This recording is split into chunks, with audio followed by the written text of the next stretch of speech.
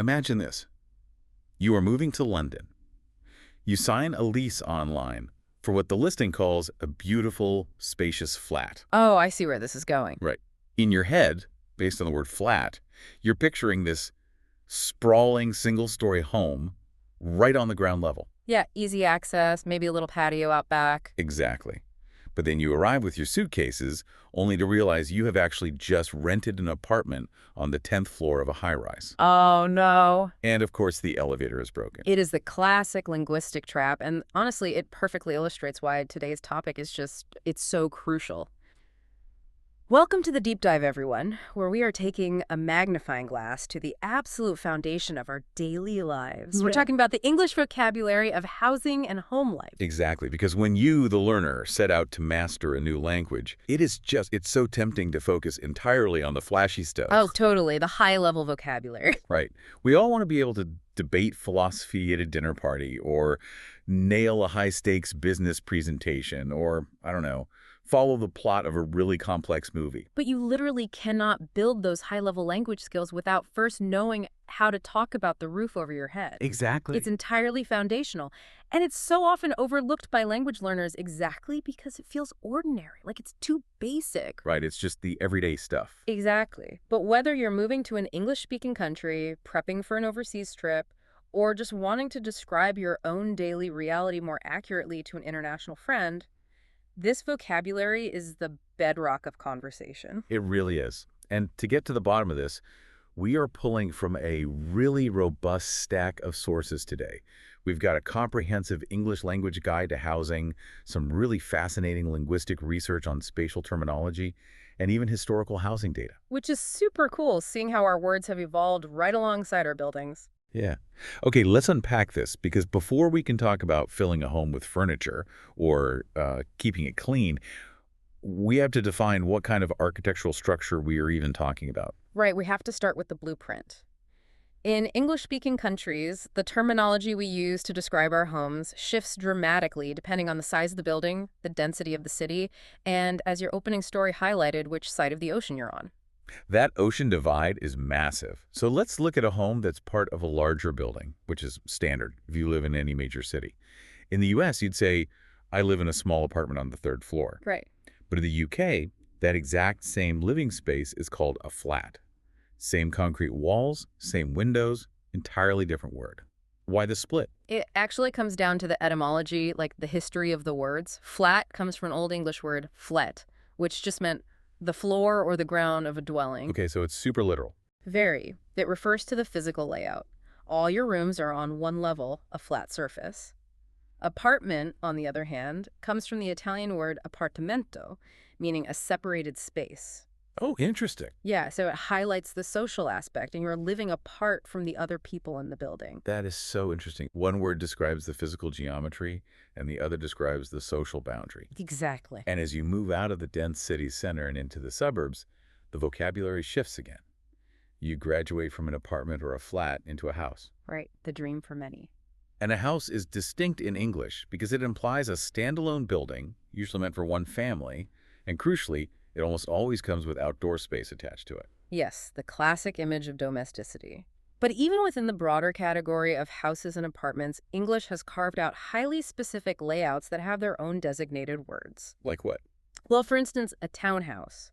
This isn't just a house in a town. It specifically means a tall, narrow house connected in a row to other identical houses. They share sidewalls.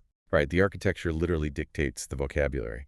And then you have the dormitory. Usually just shortened to dorm, yeah. Right, the dorm, which is uniquely tied to an institution. It's where students live at a university. But honestly, my absolute favorite structural term is the studio. Ah, the quintessential urban starting point. Exactly. It's a small apartment that has only one main room. Yeah. The best way I can describe a studio apartment is by comparing it to a Swiss Army knife. Oh, I like that. Yeah, because it's one single, highly compact space that has to cleverly unfold and adapt to your bedroom, your living room, and your kitchen, all at exactly the same time, depending on what time of day it is. That's a great analogy. And if we connect this to the bigger picture, it's really fascinating to see how these structural terms reflect different lifestyle stages. How so? Well, the vocabulary evolves right alongside your life path. You might start your independent life in a dorm as a student, then you graduate and perhaps move into a studio your Swiss Army knife phase. Later, you might upgrade to an apartment, and eventually maybe you settle into a townhouse or a standalone house. So we've figured out the architectural puzzle. We know the word for the building we want, but knowing the word is only step one. True. Step 2 is actually convincing someone to let you live there. Which brings us to the linguistic battlefield of the rental market. Securing the keys. It's a negotiation that requires an entirely different set of vocabulary. And it is incredibly stressful. You're navigating a foreign language while dealing with legal contracts, large sums of money, and the immediate need for shelter. Yeah, the stakes are high. So, to really bring this to life for you listening, let's step away from the theory for a second. We are going to spontaneously simulate a conversation between a prospective tenant and a landlord. Oh, okay. I like this. I'll put on my most professional, slightly intimidating property manager persona. Perfect. Because if you can master these practical English questions, they act like a conversational shield. They give you control over the negotiation. Okay, I'm walking into your leasing office. I'm a little anxious. Ready when you are. Hello. I am looking for a 2-bedroom apartment, but I have a dog, so I desperately need a place that allows pets, and ideally I want a home near the subway station. Hello there. Yes, we do have a few pet-friendly options available near the transit lines. Let me just pull up the details for now. Great. Let's get right to the hardest part. How much is the rent, and is there a security deposit? The rent is $2,000 a month. And yes, standard policy applies. There is a security deposit required up front, which is equal to 1 month's rent. We hold that in escrow. Okay, $2,000 a month. I see. Now, are utilities included in that rent price? Good question. For this particular building, utilities are not included. You, as the tenant, will be responsible for setting up and paying for the electricity, the water, and the gas. Okay, let me break character for a second and push back on that. Okay. It is 2026. How on earth is high-speed internet not considered a basic utility by landlords?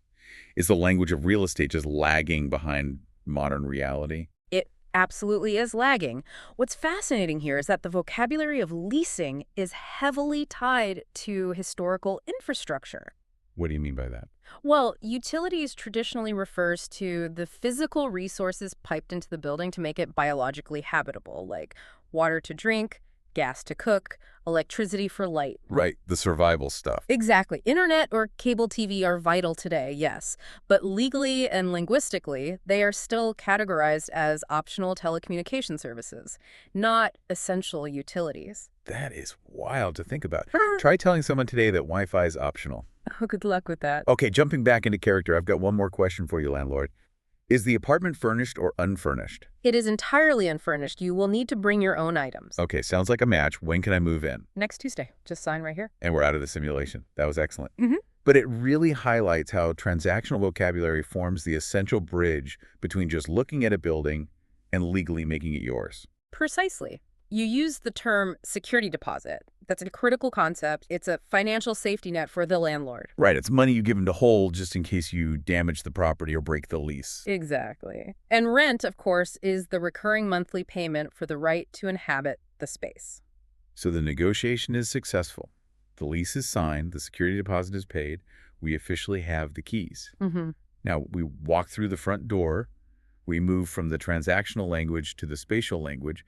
We have to map the interior. The anatomy of the home. Now, our source guide breaks down the core rooms of a house, and reading through it, I was struck by how aggressively literal the English language is when it comes to domestic space. Oh, it really is. Like, we don't name our rooms based on a feeling or an abstract concept. We name them based strictly on the utilitarian action performed inside them. It's a very pragmatic approach to language. The room where you sleep is the bedroom. The room where you bathe is the bathroom. Exactly. The room where you dine is the dining room. The room where you live, meaning where you relax, watch TV, and exist communally with guests, is the living room. It's so categorical. Was it always this way? Not at all. Historically, for much of human existence, homes were essentially one large communal space. You cooked, slept, and socialized in the same room around a central hearth. Wow. Just everything all at once. Yeah. The strict compartmentalization of space and the specific vocabulary that came with it is actually a relatively modern architectural shift. It was largely driven by the rise of the middle class and a desire for privacy. So the language actually tracks the evolution of human privacy. That is incredible. It really is. Aside from those core literal rooms, the guide also highlights the extra spaces that add dimension. A balcony, which is an outside platform connected to an upper floor. A garage, a dedicated building, or room to park your car. Don't forget the hallway. Right, the long passage connecting all these compartmentalized rooms together. And we have to circle back to the outdoor space because there is another fantastic cultural and linguistic divide here between the US and the UK. Yes, the outdoor area around a house with grass or flowers. In the US, that is almost always called a yard. You have a front yard and a backyard. But in the UK, that exact same grassy area is called a garden. And this causes endless confusion. Oh, completely. Because if an American says they are working in the garden, they mean specifically the small, cultivated patch of dirt where they are actively growing tomatoes or roses. Right, the garden is a subsection of the yard. Exactly. But if a British person says they are in the garden, they could just be sitting in a lawn chair on the grass drinking a cup of tea. It's true. The American word yard actually derives from an old term for an enclosure or a measurement. It feels very utilitarian, like a boundary. Yeah. Whereas the British use of garden feels like it has, I don't know, aristocratic roots. The idea that even a tiny patch of grass behind a townhouse is your personal cultivated estate. That is a brilliant way to look at it. Now, an empty room, whether it overlooks a yard or a garden, is just an empty room until you fill it. And our guide makes a very clear, strict distinction between two types of things you bring into your house: furniture and appliances. And this brings up a categorization question I really want to challenge you on. Bring it on. Looking at the vocabulary list, furniture includes things like a sofa, a wardrobe for hanging clothes, a bookshelf, and a coffee table. Right. But appliances include a refrigerator, a microwave, a washing machine, an air conditioner, and a heater. So, tell me, why is a massive, heavy wooden wardrobe considered furniture, but a tiny, lightweight microwave is considered an appliance? It's a great question, and it reveals how English categorizes the world based on kinetic energy. Kinetic energy. Yeah. Appliances are specifically machines. They require a power source, electricity or gas, and they have an active mechanical function. They do something. Okay. A microwave cooks food, an air conditioner alters the temperature, a washing machine actively cleans, they perform labor. So appliances are essentially mechanical servants. Exactly. Furniture, on the other hand, refers to the static objects that make the space functional for the human body. A wardrobe doesn't do anything, it just stands there holding your clothes. Right. A sofa just provides a soft structure to support your weight. Appliances perform work. Furniture provides comfort and structure. Okay, that makes total sense. Okay. Appliances plug in and do a job.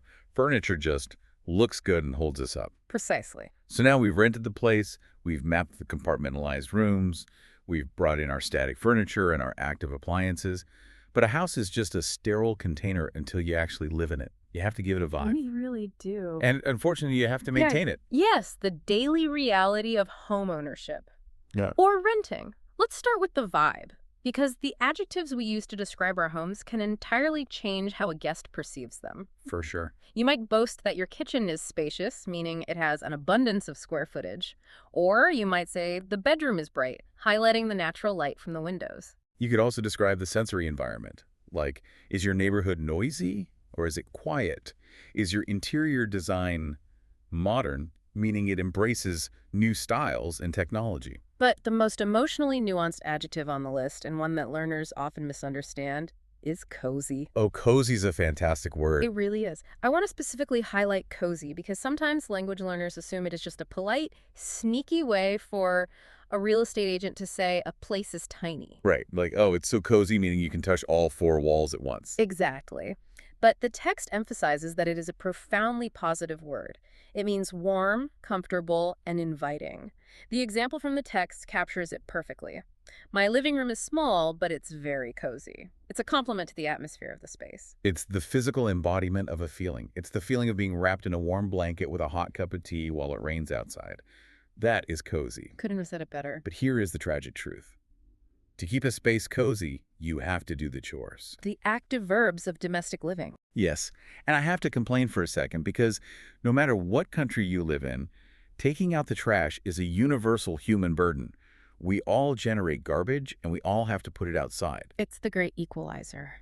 But learning the specific English verb phrases for these chores is incredibly tricky because they don't always translate logically. Right, you were talking about collocations, the specific verbs that the English language has culturally decided must attach to specific nouns. Exactly.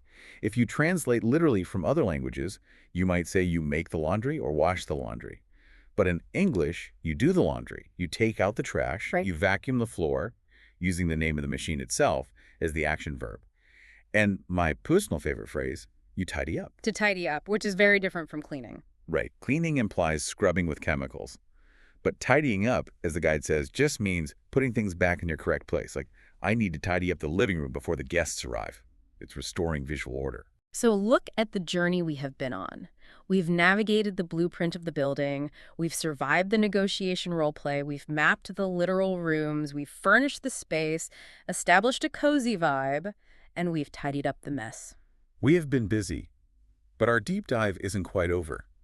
Because we have to look at how this physical concept of home actually escapes the building and bleeds into the broader English language. Oh, the idioms. Yes. We use the architecture of our homes to express our deepest human emotions through idioms. Idioms are fascinating because they take the literal vocabulary we've been discussing and turn it into metaphor. Take the phrase, home sweet home. A classic. That is something you say when you are so profoundly relieved to return to your own sanctuary after a long day or a difficult trip. Or think about hospitality. When you have guests over and you want them to drop their formalities and relax, you tell them, make yourself at home. I love that one. You are essentially granting them permission to treat your personal space with the same comfort and authority they treat their own. But my absolute favorite idiom from the text, because it is just so dramatic, is hit the roof. Yes, it means to become violently angry. And the imagery here is just so cartoonish and vivid. Right. It implies that you get so intensely mad that the pressure builds up inside you until you literally explode upwards, jumping high enough to physically smash your head into the ceiling of the house. Like, when I told him I crashed his car, he hit the roof. It perfectly uses the physical boundaries of the house to describe the boundaries of human emotion. So, before we wrap up, let's consolidate this into a quick summary of the core transactional vocabulary we covered. Good idea. If you remember nothing else, remember these 3 pillars. Rent, the financial capital you pay every month to live in a house you don't own. Tenant, that's you, the person who holds the lease. And neighborhood, the geographical and social area immediately surrounding your home. Rent, tenant, neighborhood. The holy trinity of real estate. And because we know you, the learner, are always looking to actively apply what you've heard, here is your practical challenge for today, taken directly from our source text. We love a challenge. We want you to think about your current living situation and describe it out loud using these 4 prompt sentences. Sentence 1, I live in a tentus, and name the specific type of home. Sentence 2, my favorite room is the fever. Name the room because Izzard. Sentence 3, my home is very, and pick an adjective. And sentence 4, it is near the sneever. And state a location. So to give you a smooth model, here's the example from the text. I live in a modern apartment. My favorite room is the bedroom because it is very bright.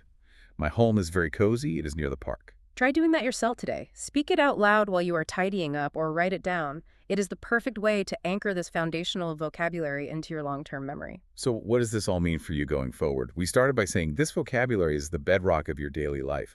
It describes the physical boxes we spend the vast majority of our lives inside. But as we close, it leaves us with a truly provocative question about the future. For centuries, our English vocabulary has been completely anchored to physical wood, bricks, and mortar. But today, we're spending more and more time in digital environments. We hang out in virtual lobbies. We work in remote, cloud-based rooms. Oh, wow. Like the metaverse, virtual reality, digital workspaces. Exactly.